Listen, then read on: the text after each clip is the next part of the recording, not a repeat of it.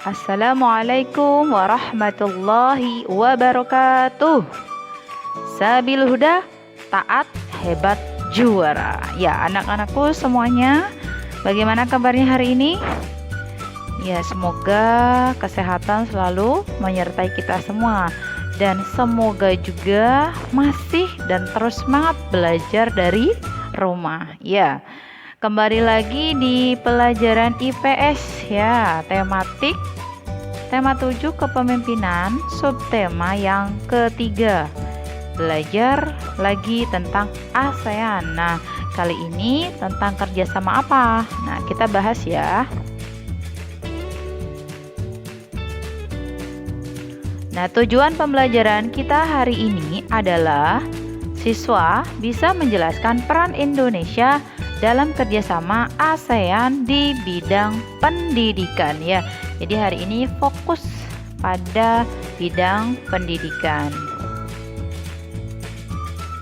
Kerjasama ASEAN di bidang pendidikan. Setiap negara memiliki kualitas sumber daya yang berbeda-beda.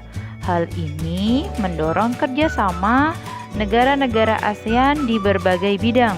Salah satunya adalah bidang pendidikan ya. Dalam hal ini, kualitas yang berbeda adalah kualitas sumber daya manusianya. Tujuan dari kerjasama di bidang pendidikan ini adalah meningkatkan kualitas sumber daya manusia di kawasan ASEAN. Kerjasama di bidang pendidikan ini mulai dengan pembentukan organisasi Menteri-Menteri Pendidikan Asia Tenggara ya, atau disingkat dengan ASCOE ya, Southeast Asian Committee on Education. Kerjasama ASEAN di bidang pendidikan ini mengalami kemajuan. Nah, ini terlihat dari penandatanganan deklarasi penguatan kerjasama di bidang pendidikan melalui KTT. Apa itu KTT? Konferensi tingkat tinggi ya ASEAN yang ke-15 di Thailand, yang tujuannya untuk menghadapi masyarakat ASEAN 2015 ya. Jadi yang paling tinggi di sini ada KTT ya, konferensi tingkat tinggi. Kemudian penguatan kerjasama pendidikan itu bertujuan meningkatkan kualitas sumber daya manusia agar memiliki daya saing. Deklarasi tersebut juga mencantumkan keinginan negara-negara ASEAN untuk membentuk kesepakatan penelitian di bidang pendidikan ya. Dan yang keempat adalah untuk mencapai tujuan tersebut perlu adanya peningkatan kualitas pendidikan dan kualitas tenaga pengajar ya, kualitas pendidikan dan kualitas tenaga pengajar itu sendiri. Nah, sekarang ini dia peran Indonesia dalam bidang pendidikan dan olahraga di ASEAN ya.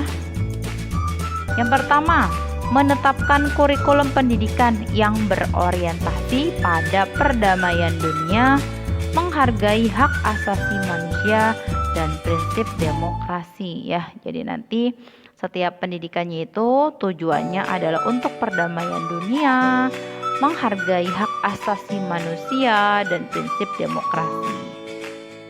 Yang kedua, yaitu melakukan pertukaran pelajar dengan memberikan beasiswa pendidikan kepada pelajar berprestasi ya. Itu juga salah satu peran Indonesia. Jadi ada pertukaran pelajarnya ya. Lanjut lagi. Yang ketiga adalah membentuk kelompok peneliti dengan negara lain di ASEAN ya. Misalnya meneliti padi ya, kerjasama dengan negara-negara ASEAN lainnya. Jadi sekali lagi di sini beberapa peran Indonesia masih banyak sebenarnya, tapi di sini ada 3 poin ya.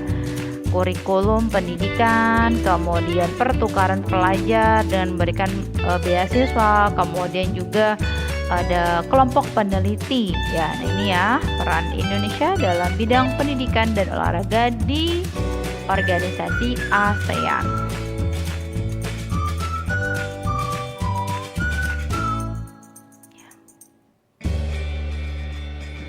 Quran surat Al-Alaq ayat 1 sampai 5 ya. Bacalah dengan menyebut nama Tuhanmu yang menciptakan.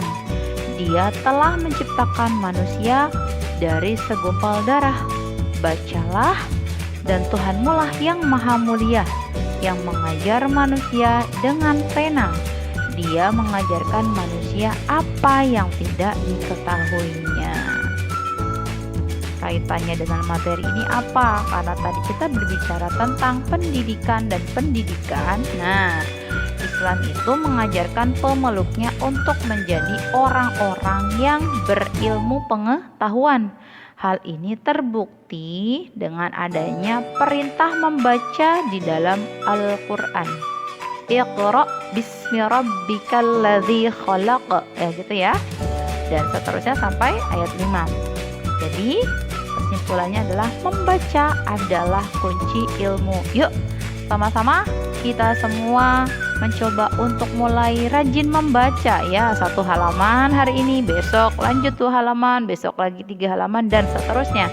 Dan baca ini pun tidak sebatas hanya baca buku pelajaran nih, tapi baca buku-buku ilmu pengetahuan yang lain, baca Al-Quran, baca terjemahannya, baca tafsirnya yang nanti itu akan memperkaya wawasan kita sebagai orang muslim. Ya, tetap semangat ya anak-anak, selalu semangat. Kemudian tetap jaga kesehatan walaupun belajar dari rumah. Ya. Jangan lupa juga untuk selalu menghormati orang tua kalian di rumah ya. Assalamualaikum warahmatullahi wabarakatuh.